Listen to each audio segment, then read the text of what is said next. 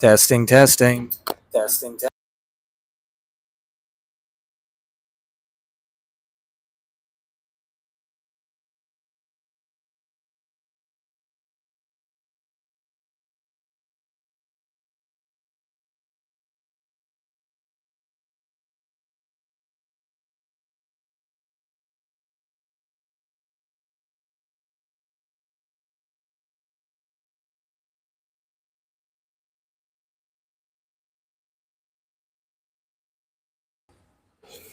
And we are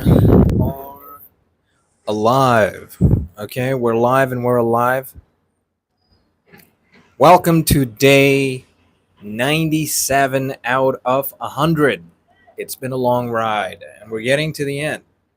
So, starting to get into more high level topics. I don't mean high level in terms of, like, oh, this is like top stuff, but more like a little more vague into the kind of human psyche of things. It's hot on the balcony. Should be about 35 degrees approximately at night. Don't you just love Dubai? All right. And I want to use Homelander as a case study for this. Have you seen The Boys? It's a great show. Good show. Fun show. Violent show, not for kids. And graphic, very graphic. And the kind of big bad of the show is Homelander, is like this kind of evil Superman. And he can do anything. He can do anything. And I think he's a great example of getting in your own way. And everything he does is ludicrous. Every plan he makes, he's not intelligent. He's not an idiot. But he can't stop getting in his own way. He's emotional. He's everything he does is dictated by his want to please others and be validated in some way. And he often thrives off of fear. A lot of negative emotions make him feel good. And that's how he gets through his day. And it is ridiculous because he is so powerful that anything he wants, he can actually do. You know, he's kind of like a global superpower. He can wipe out a country in a week if he so chose. He can get rid of political leaders. He can end wars. He can do anything. But he's just distracted. He's got problems. He's got mommy issues. He's got daddy issues. He's got rage issues. And all of those keep him unfocused. His ego doesn't allow him to do certain things because he's too distracted with trying to kind of have this power, mental power over others when, quite frankly, no one has any sort of, or no one can have any sort of authority over him because he is the strongest superhero and he can kill anyone. He can do anything. And yet, time after time, he just loses. He just loses. And the issue there is, granted, he's a villain and not someone to look up to. An evil person. But the path to good and the path to evil are the same. Yin and yang. They both affect each other the same way. The good in life will stop you from committing evil, and the evil in life will stop you from committing good. And that exists both externally and internally. And so you find yourself at a crossroad. We've spoken extensively about trying to do the right thing. And obviously, we're very business focused here on these lives. And, we believe in sustainable business, providing true value, and how to communicate that value. But oftentimes, you know, the issue we face is human error. It's human error. We can't do anything about it. We are human, and we we can be quite oblivious to it. And if you are oblivious to your own follies of existence, then you are at risk of them. And that could be procrastination, that could be ego, that could be a whole host of very self-destructive things. And the fact is, and I wholeheartedly believe this, that regardless of who you are, you can in fact do anything. And the only thing that's stopping you is yourself. I know it's corny. I know it's corny. But you just have to accept the cost that it comes with. And we reject that cost for some reason. We reject it because we're driven by, perhaps our ego won't allow us to do certain work. Or, you can't, or more, you won't muster any willpower to do anything. And I'm not unsympathetic. I'm not cold-hearted to the difficulties of life, but I can't help but wondering if all of it isn't just one big excuse to not do the thing because we're afraid of what might not happen. And that is doubt that we're not as smart, we're not as clever, we're not as capable of what we wish we were capable of. And that, in fact, is a lie.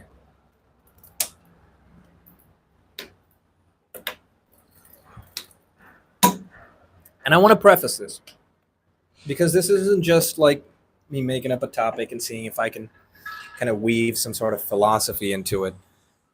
This is something that I think about often. All right. Statistically speaking, half of all people are below average IQ, below average intelligence, below average acumen, below average everything. Half of all people are below average in every realm of existence. Half of the people you meet are below average. Now, I'm not trying to, spook anyone, but that is statistically a fact. 1 out of 2. And sometimes it might be a single point of IQ below the average, or like a half a point, or like a 0.1, even though that doesn't exist. But, we're working with a theoretical, it's mathematical truth. There is an average range where humans are, and whatever the bell curve is, and whatever the distribution is, the normal distribution,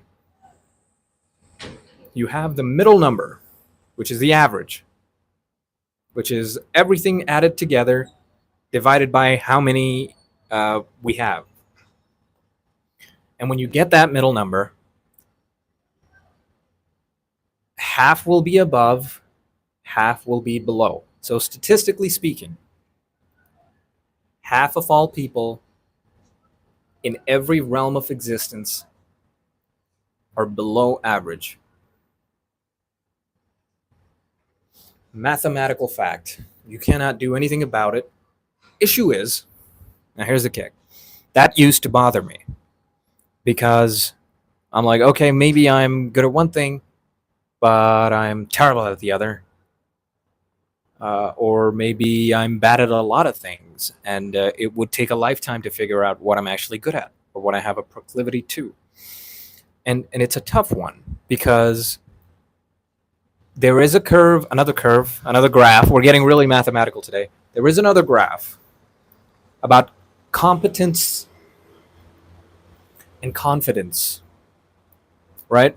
When you begin, I don't think we've spoken about this graph before on like 30 lives ago, but when you begin something, your confidence level jumps up incredibly high, and then it dips as you spend more time in that activity, as you realize what actually it takes to find some sort of success in this, or get some sort of ROI out of it. Return on investment. Time is the ultimate investment. And when you're in that valley of despair, they call it, where you know more than you did initially, but your confidence is at an all-time low because you feel incapable of completing the task at hand to its fullest potential for the sake of posterity. I'm just saying words. Confidence low, you don't think you can do it. And a lot of people, what they'll do is they'll stop right there at that trough, and they won't go any further because they don't feel like they can do it. And the idea, this lingering thought, this parasite in your mind, makes you think that it's not possible, or perhaps simply, if it's a new idea that you're trying to do, if it's emerging, if it's innovation you're going for, immediately you'll have the thought, maybe this just doesn't work. And if it's perhaps a new domain you're entering into, that already exists, but something that you're interested in, the first thought will be, maybe it's not for me, maybe I'm just not good enough. And that is a self-inflicted obstacle. I am firmly of the belief that time under tension is the greatest resource. Time is the greatest resource, and you have to spend it correctly. There has to be an iterative process where you do something, and if it fails, you go back to the drawing board, right? It's that Einstein quote: "Insanity is doing the same thing 100 times and expecting different results." We're not crazy, so don't be crazy, okay? You're not crazy. I am not crazy. Better call Saul. And you know, I lost my spot, but that's because I try to do a bit of multi-threading. Essentially, what I'm trying to say is stop getting in your own way. Time under tension, time is your only real resource. Money is made up. It's great. It's a great thing. But money is a made up thing. We use it for value exchange just to standardize everything. So, we create a fair marketplace. That's why money exists. At least that is the purpose behind it, whatever you may think about financial institutions. Money works.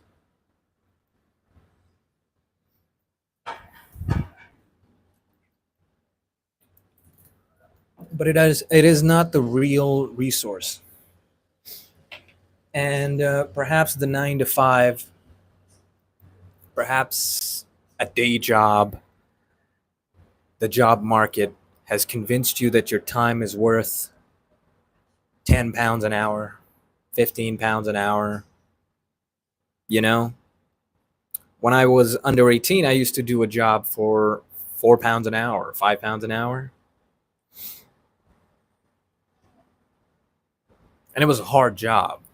It was rough, physically quite taxing. I was a waiter in a very busy restaurant with very heavy dishes, really large wooden and metal dishes and large plates that were kind of almost as tall as me. I was incredibly skinny, so it was very taxing on my joints. I started getting ankle problems because of that job. And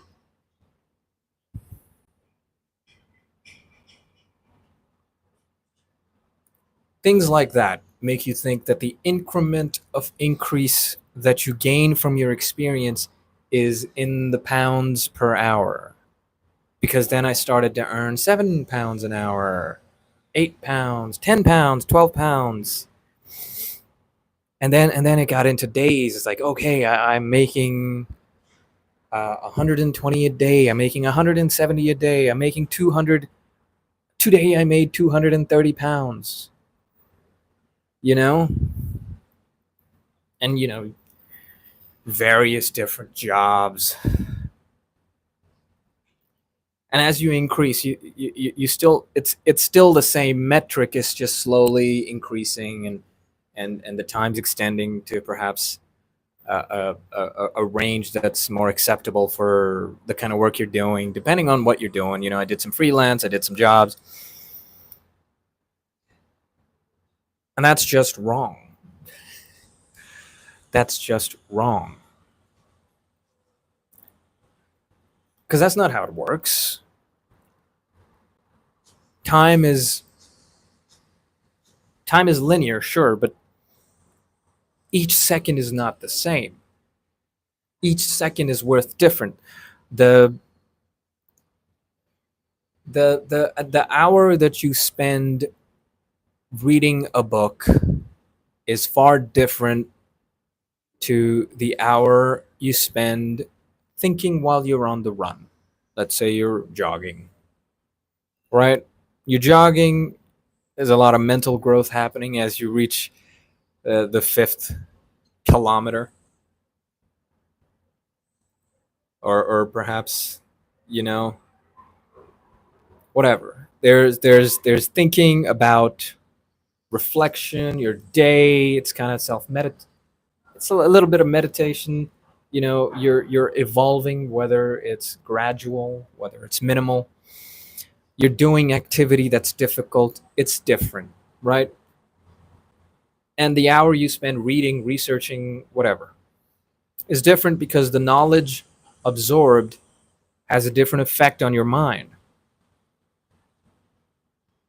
And then, you know, on the flip side, when you washed up like a riptide, perhaps you're couch surfing and you're listening to music, or you're watching certain things. It's like your brain isn't doing activity, it is consuming.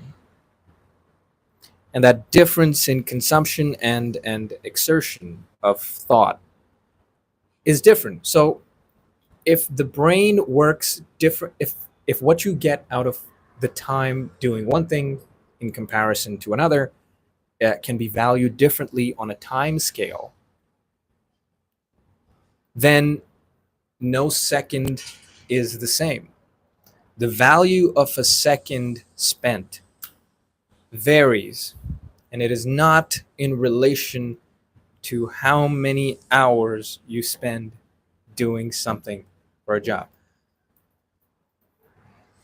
Now, granted, a lot of jobs are properly valued. Let's be honest. Uh, though I would argue in the last 10, 15 years, it's become unlivable. Maybe even 20, 30 years, it's been a gradual decrease in, you know, quality of life for it's the first world.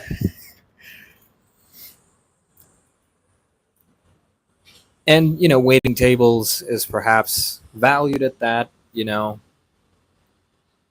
that doesn't mean that that's all that time is.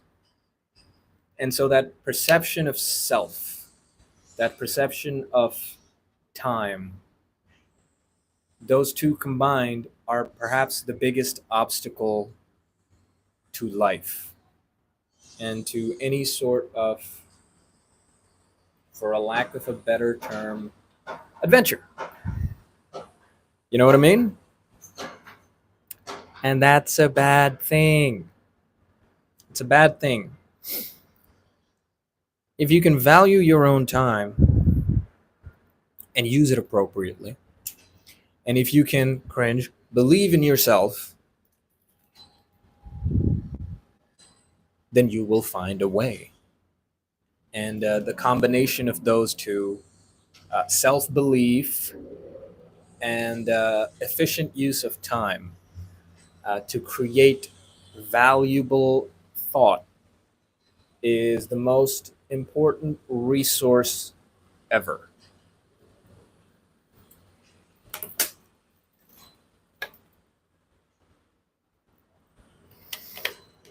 And it's not always easy.